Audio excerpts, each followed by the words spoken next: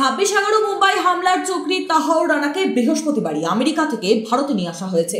দিল্লির পালাম বিমানবন্দরে নামার পরই তাকে গ্রেফতার করে জাতীয় তদন্তকারী সংস্থা। সূত্রের খবর, তারপরই রানার আপাত ঠিকানা এনআইএ সদর দফতরের নিচতলার 196 বর্গফুটের সেল। রাতেই রানাকে এনআইএর বিশেষ আদালতে পেশ করা হয়েছিল। সেখানে নিজেদের হেফাজতে নেওয়ার জন্য আবেদন করে তদন্তকারী সংস্থাটি। 20 দিনের জন্য হেফাজতে নেওয়ার আবেদন করা হয়, তবে 18 দিনের জন্য তদন্তকারী সংস্থার হেফাজতের নির্দেশ দেওয়া হয়েছে। রানাকে নিজের হেফাজতে নেওয়ার পর তাকে 196 বর্গফুটের কুঠুরিতে রাখা হয়েছে। সূত্রের খবর, পুরো সেলটি সিসিটিভি ক্যামেরায় মুড়ে দেওয়া হয়েছে। ওই সিসিটিভির মাধ্যমে সর্বক্ষণের জন্য নজরদারিতে রাখা হয়েছে রানাকে।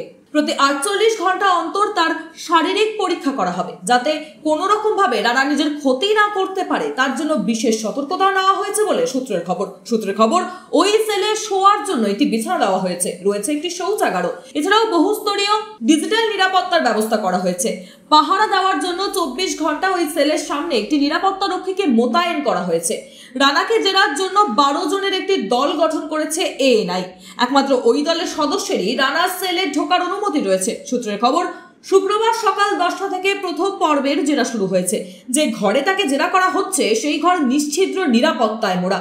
ভিডিও রেকর্ডিং এর জন্য নানা যন্ত্রপাতি রয়েছে। প্রতিদিন কি কি জেরা করা হচ্ছে, কি উত্তর পাওয়া যাচ্ছে তা প্রতিদিন লিপিবদ্ধ করা হবে। Bureau report, sky news Bangla.